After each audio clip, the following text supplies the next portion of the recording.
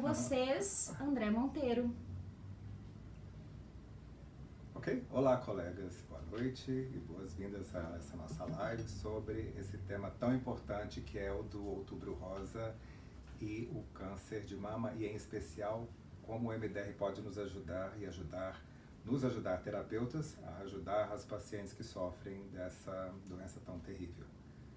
Em primeiro lugar, acho importante a gente contextualizar um pouco mais o tema do câncer de mama, dizendo que se espera, de acordo com o site do INCA, né, o Instituto Nacional do Câncer, é esperado um número de aproximadamente 60 mil novos diagnósticos ainda para esse final de 2019. Né? Então é um número bastante significativo. Isso quer dizer que de todos os cânceres que uma mulher pode ter, 30% corresponde a câncer de mama. Né? Então é um número bastante expressivo. E também é importante destacar que a gente fala às vezes de câncer como se fosse singular, mas câncer é plural, são vários tipos de doença, né? Há mais de 100 tipos diferentes de câncer. E, portanto, isso quer dizer que nós temos que cuidar o máximo possível para ter um estilo de vida que reduza essa possibilidade. Né? Eu gostaria de falar um pouquinho mais também aqui. O câncer como uma doença coletiva. Isso significa que os casos que nós atendemos têm uma repercussão não só na vida da pessoa, mas nas pessoas com as quais ela convive, né? Cônjuges, filhos, familiares mais distantes, amigos, quer dizer, todos são afetados direta ou indiretamente quando alguém sofre de um câncer de mama. E quando essa vivência, quando esse diagnóstico é dado, é muito comum que a pessoa passe por uma desregulação emocional e cognitiva. Isso quer dizer que a pessoa vai ter dificuldades de controlar mais suas emoções e que certas crenças negativas, certos pensamentos que a pessoa tem a respeito de si própria, como por exemplo, sou vulnerável, sou frágil, não consigo me proteger ou estou morrendo, venham à superfície, ou ganhem um relevo maior, né? Que ganhem uma relevância que pode, inclusive, atrapalhar o estilo de vida, o dia a dia da pessoa, a sua capacidade de enfrentar as suas dificuldades já cotidianas. Né? É importante também destacar que essas reações ligadas a essa perturbação emocional e cognitiva podem trazer uma repercussão para o próprio sistema imunológico. Há estudos que mostram que a pessoa, quando fica mais deprimida, quando ela fica mais abatida, ela termina por negligenciar certos cuidados na sua autoestima, no seu dia a dia, como alimentação, passa a ter dificuldades com sono, capacidade de concentração, desregula, portanto, a sua estratégia de autocuidado. E isso tem uma repercussão imediata e direta no seu sistema imunológico. Eu acho importante também destacar o quanto essa notícia do câncer, e o diagnóstico tão difícil como o do câncer de mama, guarda certas semelhanças com qualquer vivência traumática. E como tal, vai evocar na pessoa sensações de desamparo, desesperança, de uma série de dificuldades na condução desse seu dia a dia que fica mais, digamos, fica interrompido, como se houvesse uma vida antes dessa notícia e um depois dessa notícia. E, por conseguinte, a pessoa vai também vivenciar uma experiência mais de perda de um ideal de saúde, muitas vezes de um ideal de uma vida que às vezes nós achamos que vai ser infinita, e essa notícia traz a terminalidade, traz essa proximidade com a morte, né? E, portanto, uma vivência de luto, um luto pelas coisas que foram vividas e que talvez não tenham sido tão aproveitadas quanto poderiam ter sido, bem como aquelas coisas para o futuro que eu havia planejado, que eu havia imaginado lá adiante e que agora, diante de uma notícia dessa, essas vivências, esses planos precisam ser refeitos. Né? A Francine Shapiro, em certa medida, a Francine Shapiro foi a pessoa que criou, que desenvolveu o EMDR. EMDR, né, que é uma abordagem terapêutica que significa movimento ocular, dessensibilização e reprocessamento. Vocês podem encontrar mais informações sobre esse tema no nosso site, do Espaço da Mente. Ela desenvolveu o EMDR muito em função da própria vivência com o câncer de mama.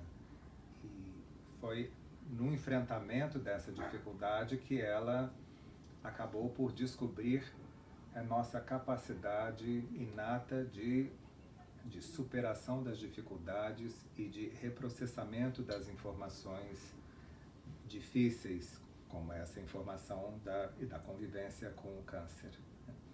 Ela entende que quando nós vamos lidar com o paciente com câncer, nós precisamos compreender que essa pessoa devemos levar em consideração 5 principais conglomerados de fatores clínicos ligados à doença. O primeiro deles são as memórias traumáticas, ou seja, o histórico traumático pelo qual a pessoa passou na sua vida. Isso, na verdade, se aplica a qualquer paciente que nós atendamos com o MDR. À medida que nós, numa primeira fase de estabelecimento de um rapport, de uma relação terapêutica com o paciente, nós queremos saber em que medida que a vivência atual, as dificuldades enfrentadas no momento são fruto de vivências do passado, né? Vivências traumáticas essas que de alguma forma são atualizadas pelo que a pessoa vivencia hoje no presente. Então, a Francine destaca a importância de nós, quando avaliamos a história clínica, de nós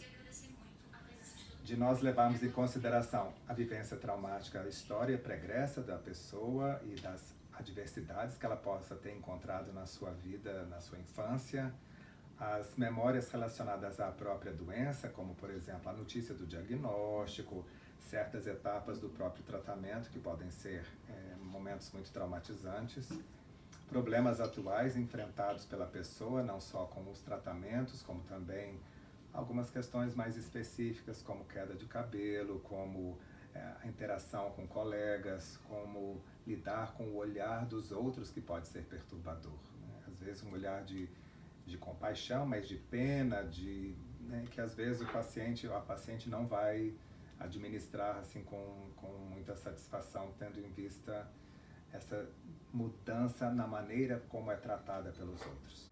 Então, conforme eu falei, traumas da vida pregressa e adversidades que a pessoa possa ter encontrado na sua infância e sido exposta, não só pelo que aconteceu com ela, mas também coisas que foram testemunhadas e que foram difíceis de enfrentar.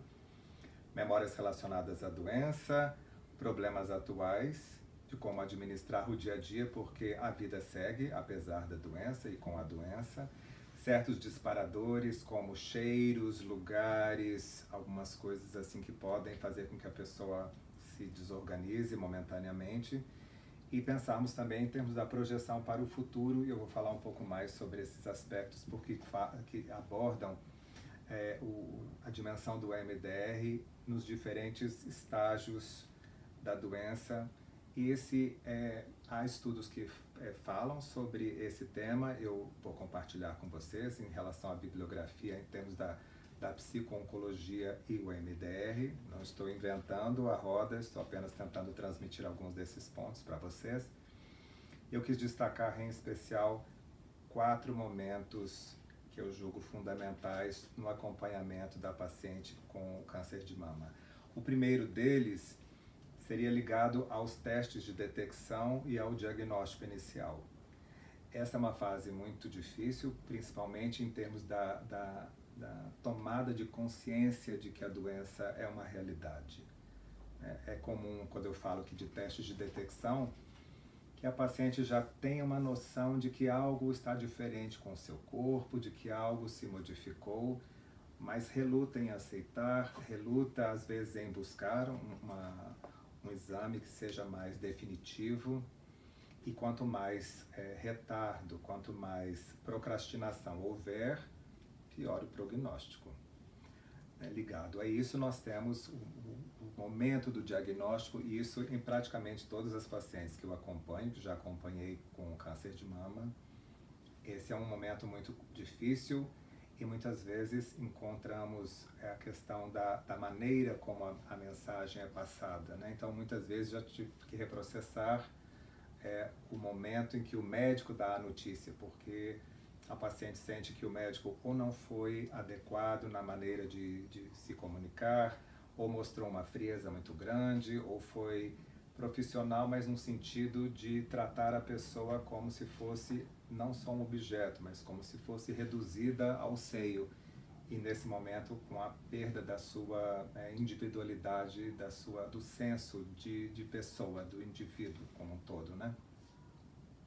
E nós podemos entender que muitas vezes, por essa ser uma fase mais inicial da doença, ou pelo menos do reconhecimento da doença, que nós podemos falar em termos do tratamento do MDR, especificamente com relação à fase 2, que no MDR, em relação ao nosso protocolo clássico, a fase 2 é aquela responsável pela preparação do paciente para o enfrentamento. A própria Francine Shapiro já recomendou o uso do que é chamado método do Simonton. O Simonton era um radiologista que começou a identificar diferenças de longevidade dos pacientes dependendo do estado emocional da pessoa. Aquelas pessoas que tinham mais confiança, mais capacidade de enfrentamento e mais otimismo, tendiam a viver mais em comparação com aqueles outros pacientes mais derrotistas, mais assustados, mais evitativos, mais deprimidos. E há uma série de passos que estão disponíveis na internet, eu também vou passar alguns links para vocês, e que a pessoa é convidada a visualizar o seu sistema imunológico, né, e num combate em relação à doença. E curiosamente, essa estratégia de autoconvencimento parece surtir efeitos positivos em relação ao próprio desenrolar dessa doença, né? Estratégias de relaxamento, e uma coisa também super importante que observamos, que entra nessa fase de preparação, tem a ver com os direitos do paciente. Muitas vezes, a paciente, quando recebe uma notícia de que tem câncer de mama, né, já fica afetada diretamente na sua feminilidade, no conceito do próprio corpo, e muitas vezes a reação inicial é de congelamento, é de uma certa paralisia e uma dificuldade de assumir as rédeas do seu tratamento. Portanto, uma boa parte desse processo de preparação da paciente em termos do enfrentamento e também da psicoeducação, que é importante nessa fase inicial, tem a ver com o incentivo a uma busca de mais autonomia, de mais iniciativa, que ela possa procurar outros médicos, ter uma segunda opinião e não se entregar, não se sentir subjugada em relação a esse diagnóstico. Essa atitude de mais autonomia, que nós podemos utilizar com o DIRC, né, com o desenvolvimento e instalação de recursos positivos, pode dar à pessoa um senso de mais capacidade para lidar com esse desafio da vida.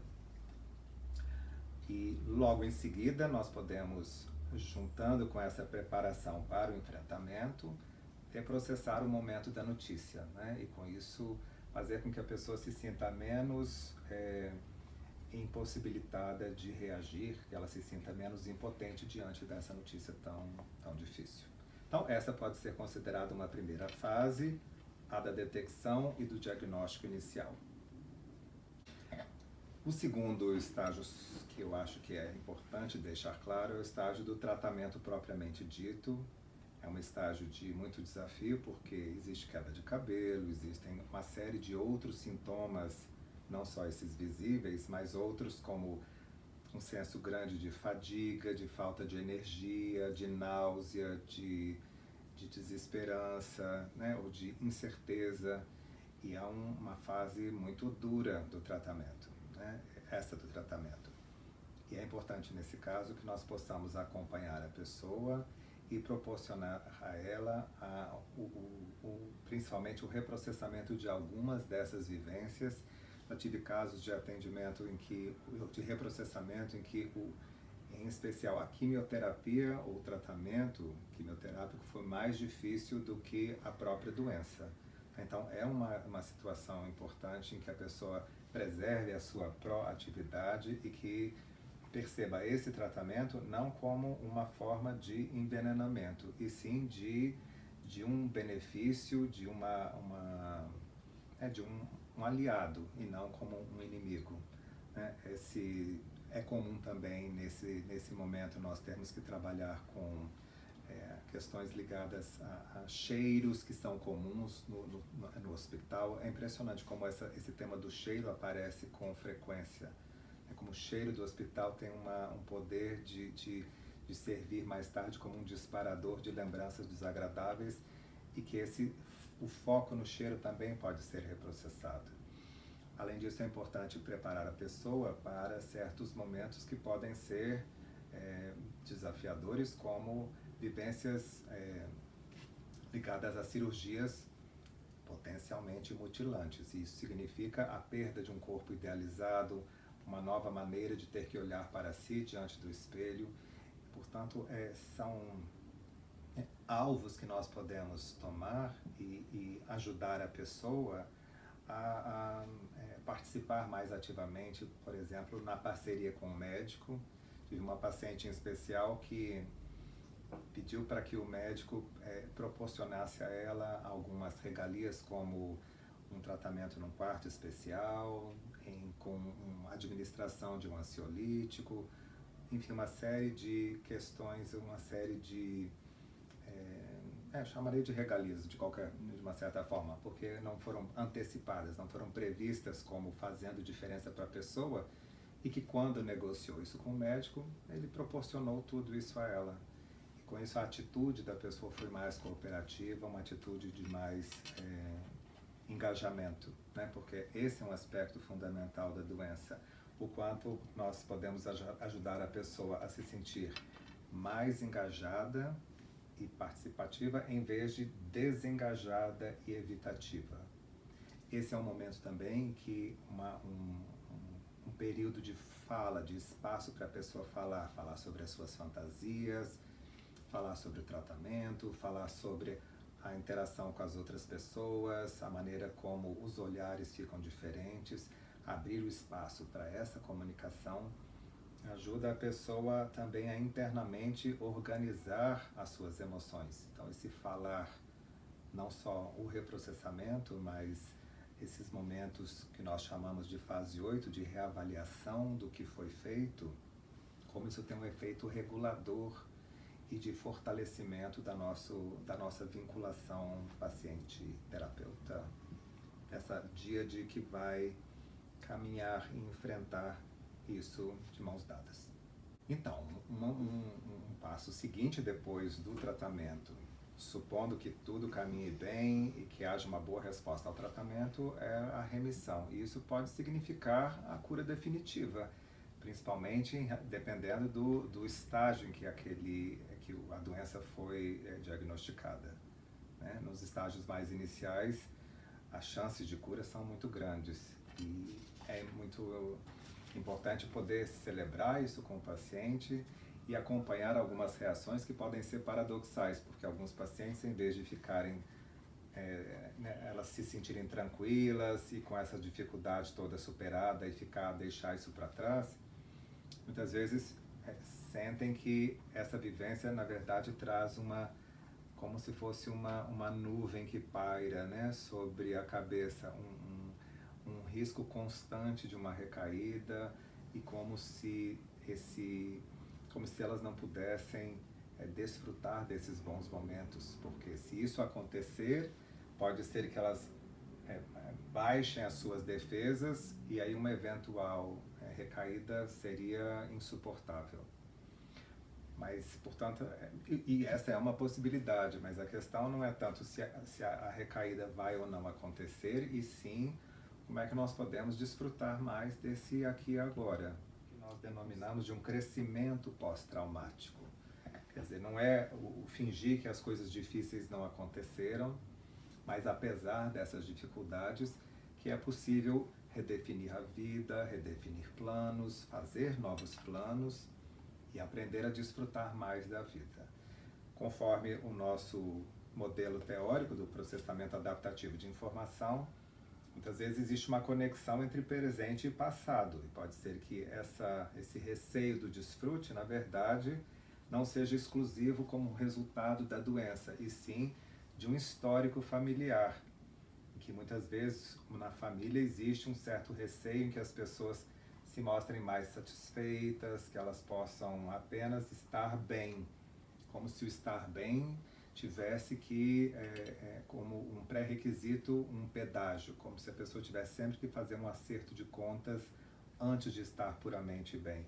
Então, poder trabalhar isso e muitas vezes ter que elaborar essas culturas familiares pode ser um caminho ligado ao MDR, e que nós vamos poder fazer essa distinção do que é uma crença familiar, de que a felicidade é só com pedágio, ou então de poder estar bem e poder se concentrar no aqui e agora, sem negligenciar as revisões, os tratamentos, no sentido mais não digo tratamentos, perdão, mais dos exames de profilaxia ou de acompanhamento para realmente avaliar se tudo segue bem e poder acreditar que as coisas podem ficar bem. A Dina falou que quanto mais naturalmente as pessoas enfrentam a doença, mais sucesso elas têm no tratamento. E que ela tem os pacientes que sempre convivem com o fantasma, né, da recaída. Então eu queria que você falasse um pouquinho, André, pra gente sobre isso. Perfeitamente, acho muito importante, retomando isso que você também acaba de reiterar, como os pacientes se encontram em diferentes momentos e isso demanda diferentes tipos de intervenção. Então, muitas vezes nessa fase de remissão é como se a pessoa, em vez de estar bem, ela tem a impressão de que está como que com uma espada sobre a cabeça, que isso pode acabar a qualquer momento. E nesse caso, em vez de nós trabalharmos somente esse receio no que diz respeito às vivências de passado, muitas vezes o que nós podemos é trabalhar com a dimensão do futuro, quais são essas fantasias, quais são esses receios.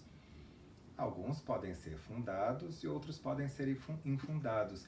E é exatamente no reprocessamento dessas fantasias é que a pessoa consegue discriminar com mais clareza aquilo que faz sentido ou aquilo que não faz. Se ela está no começo, por exemplo, de um tratamento, ou acabou de terminar um tratamento e tem o receio de uma recaída, isso é algo mais presente, né? O risco é maior do que se ela estiver há alguns anos sem nenhuma alteração nos seus marcadores tumorais, sem ter nenhuma alteração nos seus exames de rotina.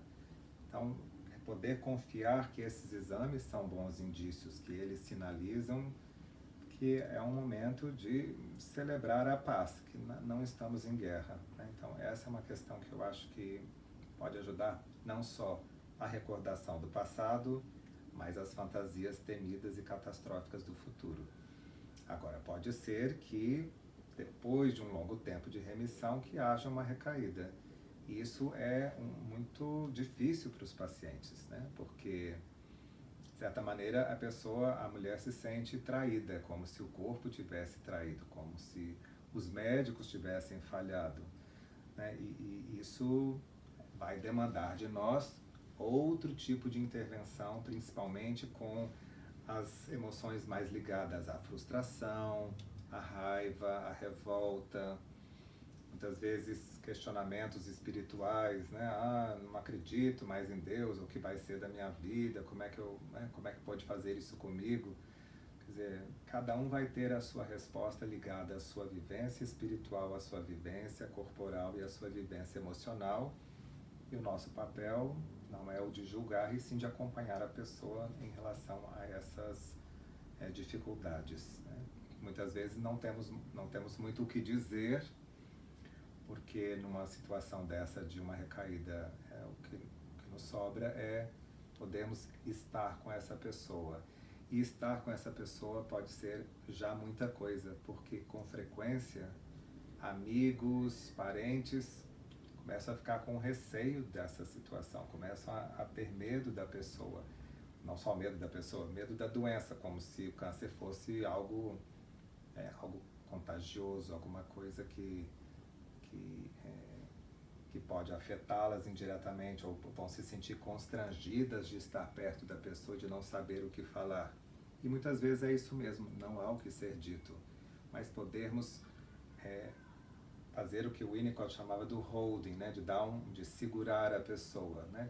Não é de segurar a pessoa, é de segurar essa vivência e de estarmos nesse momento difícil, estarmos presentes, disponíveis para acompanhar no que a pessoa julgar que é o melhor para ela e preservar esse encorajamento e a capacidade de ver as opções, de tomar decisões em função da evolução do quadro. O Espaço da Mente é internacional, né? Isso todo mundo já sabia. A gente faz o Conexão MDR. Se você não sabe, a gente tem um site só sobre isso, que tem vários vídeos, conexãomdr.com.br. E vale a pena porque você vai ver vídeos que a gente grava ao longo do mundo. E eu tô falando isso porque o Bruno tá mandando um abraço lá de Portugal. Muito bem, acho que a terminalidade é difícil para todos nós, porque significa nós olharmos também para a nossa terminalidade, né? E a nossa impotência diante de uma finalização, quando eventualmente a doença se reativa e segue por esse curso, por esse caminho. É importante que haja um preparo específico nosso, inclusive cursos para lidar com cuidados paliativos, e que nós tenhamos informação mais precisa sobre esse assunto, né?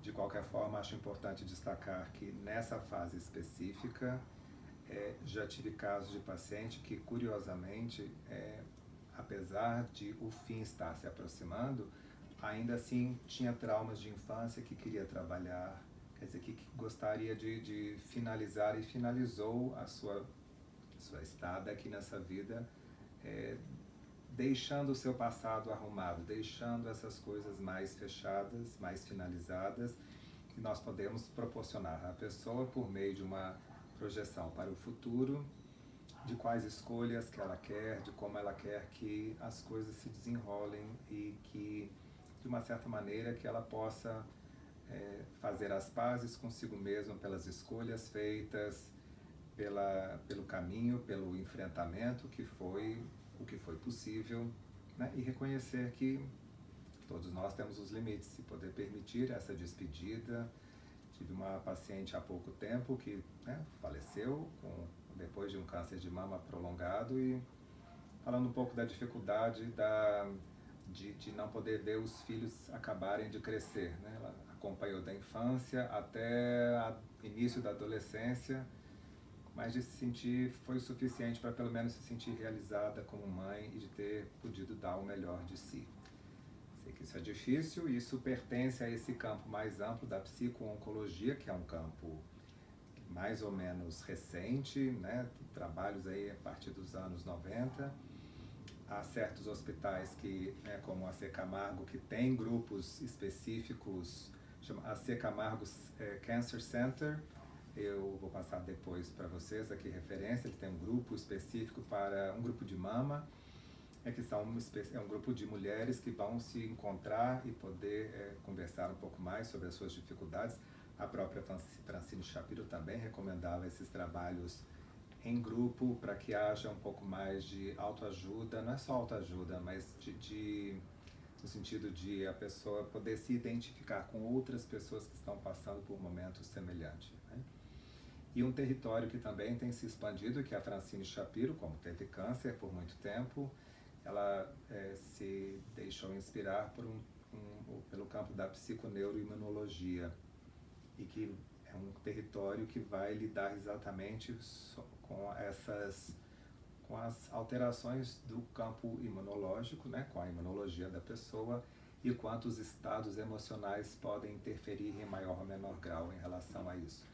Importante destacar que esse é um trabalho que deveria ser e pode ser multidisciplinar, com o objetivo de dar às nossas pacientes que já estão sofrendo de câncer de mama o melhor apoio possível. O pessoal do estúdio que gravou as nossas videoaulas está em peso hoje aqui. Eu queria mandar um abraço para todo mundo e convidar vocês para assistirem as nossas videoaulas no nosso site, espacodamente.com.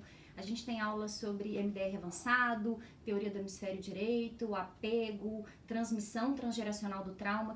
A Rosângela disse uma coisa muito bacana. Há 2 meses ela fez um N1 e revolucionou a vida dela. Eu reitero esse comentário que a Rosângela fez, de o quanto o MDR nos capacita de uma forma especial, porque numa terapia só da fala, muitas vezes nós ficamos com a sensação de não conseguir ajudar a pessoa, né, de não saber exatamente como proceder, mas na organização do próprio MDR, no protocolo clássico, as fases iniciais de estabilização do paciente, de preparação de recursos, conforme eu comentei aqui, como o método Simonton, estratégias de relaxamento, estratégias de autocuidado que podem ser empregadas, e depois na dessensibilização de memórias traumáticas específicas ligadas à doença, dessensibilização de alguns disparadores, como por exemplo ligados a cheiro, a notícia da doença,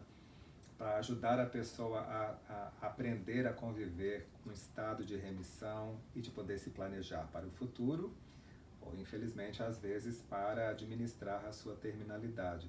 Então são vários caminhos que o MDR, nessas vertentes de passado, presente e futuro, podem proporcionar ao paciente. Eu acho muito importante também, que é o que eu tenho me deparado, uma questão com as minhas pacientes, quando elas trazem essa temática do câncer de mama, nós podemos entender que o câncer de mama, como os cânceres em geral, podem sofrer podem passar por variações em termos da evolução da doença, dependendo do estado emocional da pessoa, mas que em momento algum nós insinuemos que a pessoa tem câncer porque está com determinado estado emocional, porque nós não queremos dar uma ideia de indiretamente culpabilizar a paciente pelo câncer que ela tem. O câncer é uma doença e a dimensão emocional pode ser determinante no andamento, na evolução da doença. Mas nós queremos que as coisas fiquem dessa maneira, nós ajudando a pessoa a lidar melhor com a sua doença, na sua capacidade de enfrentamento e de poder crescer no que for possível, superar essa dificuldade ou administrar a sua doença da melhor maneira possível. Isso, na verdade, para qualquer tipo de doença, né? Mas especificamente para finalizarmos esse nosso Outubro Rosa, trago essa mensagem para vocês, espero que tenham gostado. Esse é um assunto que dá para a gente falar que durante muito tempo há vários links e vários estudos que têm saído em relação a esse tema da psico-oncologia. Vou disponibilizar para vocês algumas dessas referências e que mesmo no MDR existe a revista nossa, né, da EMDRIA, o Journal of EMDR Practice and Research, com um fascículo inteiro só com artigos sobre o tratamento do paciente oncológico. Isso pode ser para nós, com o MDR, uma ferramenta diferenciada para ajudarmos essas pessoas. Agradeço a presença de vocês. Nos vemos em breve. Até já.